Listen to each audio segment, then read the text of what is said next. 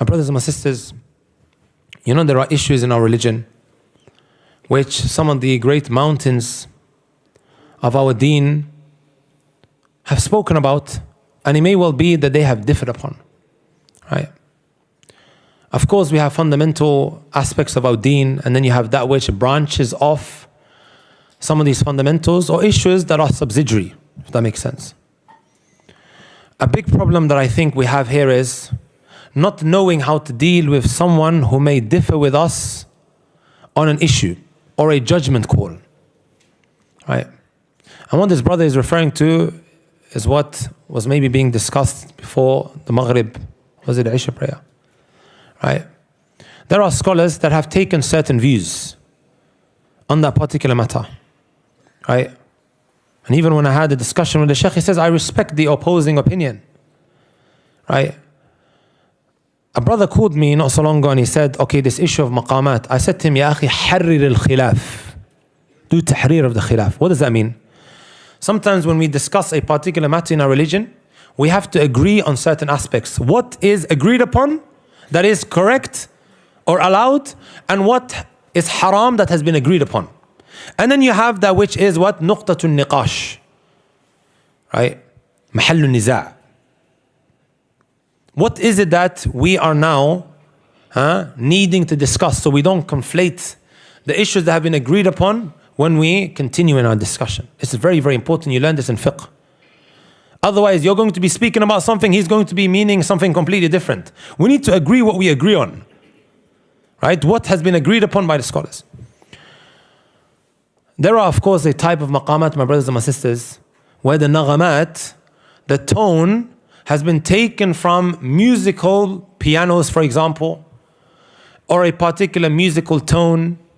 And then someone now, instead of playing music, he wants to read the Quran like that.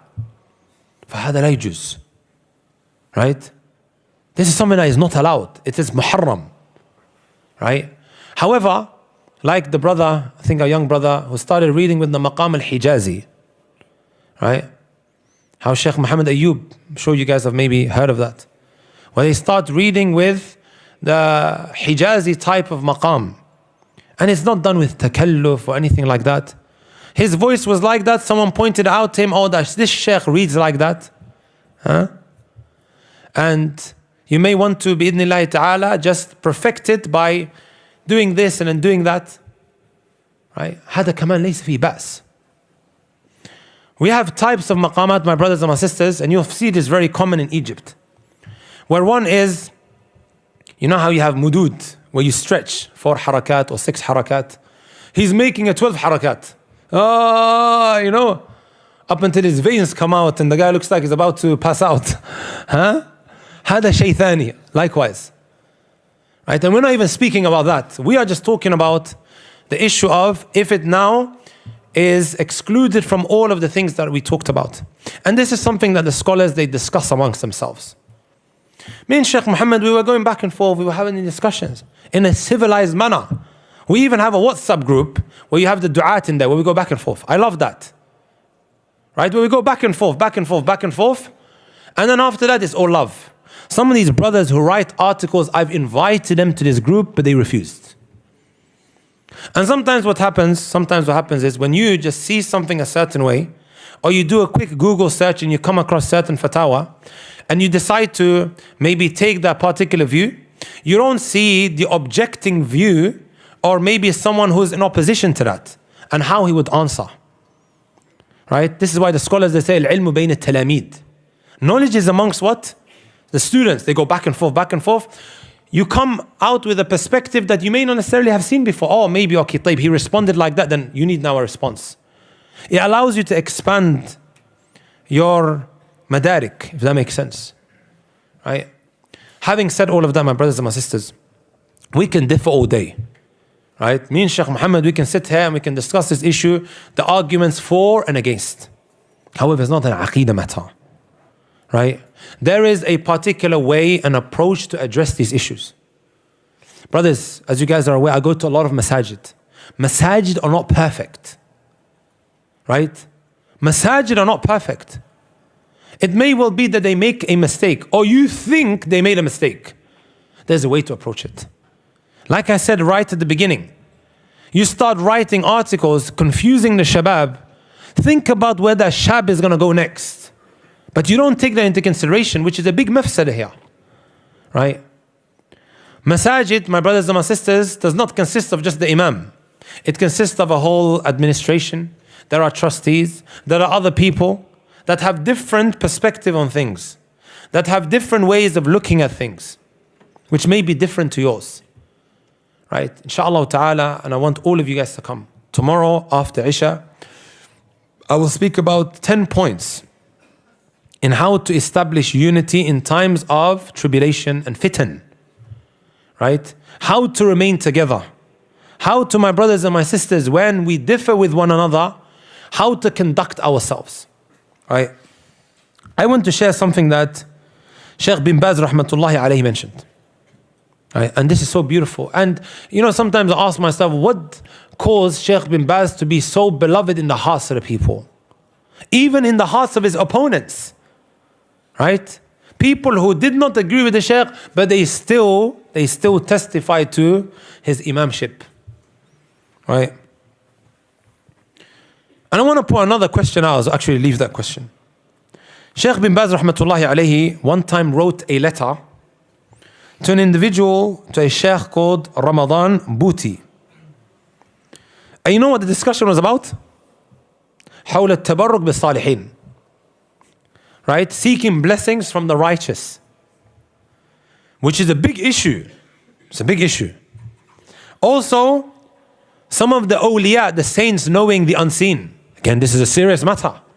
To say that the awliya, they know the unseen, which is exclusive to, it's a big issue. And then also celebrating the Mawlid. Right? He sent him a letter from his home.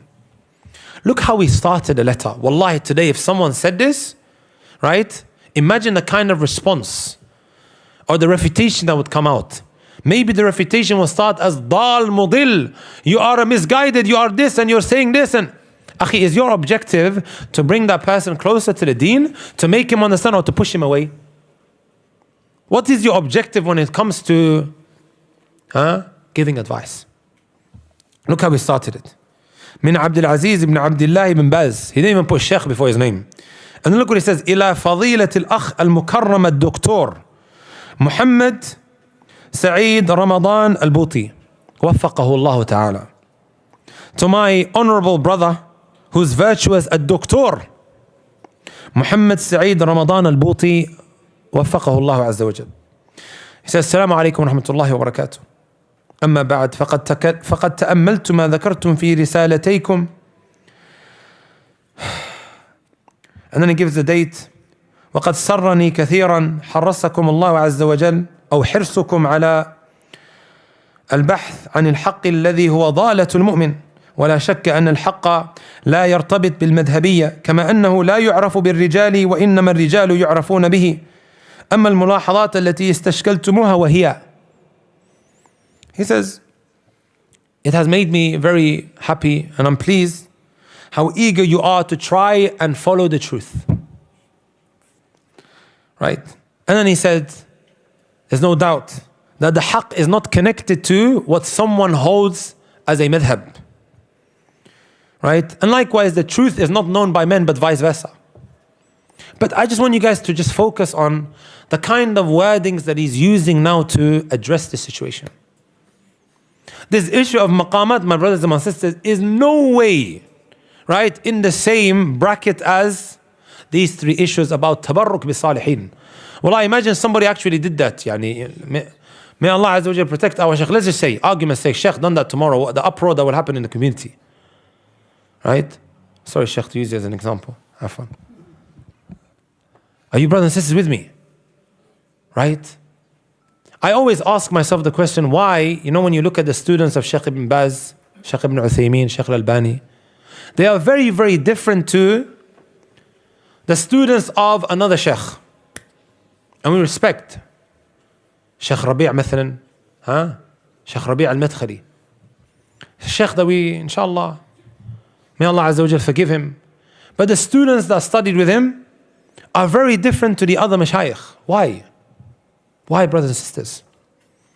Right? You see refutations being started as you're this and you're that and you're this and you're that and you're this and you're that. This is the way of the Ikhwani this, Sururi this, Ikhwani this, Sururi this. Let's look at the issues and discuss that. Let's now have a discussion about that. Instead of labeling that this masjid is like this or this administration and then kada wa kada wa kada. Right? I always ask myself the question because I've studied with students on each side of the spectrum. And I noticed a big difference. Why? I ask myself. You see the students of this Sheikh, they're all fighting amongst themselves. But you don't see that with the students of Sheikh bin Baz, Sheikh bin Uthaymeen, Sheikh al-Albani. And tomorrow, inshallah ta'ala, I'll discuss that in a lot more detail. It made a lot of sense to me later on down the line. And sometimes when we see some of these brothers, they've been hugely influenced by, that side of things, if that makes sense. Look at Sheikh bin Baz, brothers and sisters. And I'm going to conclude with this. Look at Ibn Taymiyyah rahmatullahi alayhi, right? Look what he says, brothers and sisters. وأنت تجد كثيرا من المتفقهة إذا رأى المتصوفة والمتعبدة لا يراهم شيئا ولا يعدهم إلا جهالا ضلالا.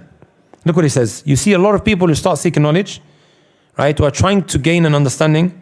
When they see those, right, who have Sufism with them, right, they see them as absolutely nothing. And they look at them as ignorant people who are all misguided. وَلَا يَعْتَقِدُ فِي طَرِيقِهِمْ مِنَ الْعِلْمِ وَالْهُدَى شَيْئًا. And he sees, subhanAllah, their tariqah or whatever they are following, right, as absolutely nothing. Right? And then look what he says. وَتَرَى كَثِيرًا مِنَ الْمُتَصَوِّفَةِ وَالْمُتَفَقِّرَةِ لَا يَرَى الشَّرِيعَةَ وَالْعِلْمَ شَيْئًا. And then he speaks about those who have Sufism with them. When they look at aspects of the Sharia, they would see it as absolutely what? Nothing. He's speaking about both sides. بل يرى أن المتمسك بها منقطع عن الله وأنه ليس عند أهلها شيء مما ينفع عند الله. And then here comes the sketch. وإنما الصواب أن ما جاء به الكتاب والسنة من هذا وهذا حق وما خالف الكتاب والسنة من هذا وهذا باطل. Because the sawab, the truth is what is in accordance to the book of Allah Azza wa Jal and the sunnah of the Messenger Sallallahu Alaihi Wasallam, whether it might be here or whether it might be there. And whatever goes against the Quran and the sunnah, whether it might be here or whether it might be there, it is what? Rebuked. Allah, the insaf. The fairness and the justice of Shaykh al-Islam Taymiyyah rahmatullahi alayhi that I've been collecting over the last couple of years, it makes me ask myself the question, don't these brothers read Shaykh ibn Taymiyyah's speeches? And if only we study that, we can maybe find a way to really bring people's hearts closer.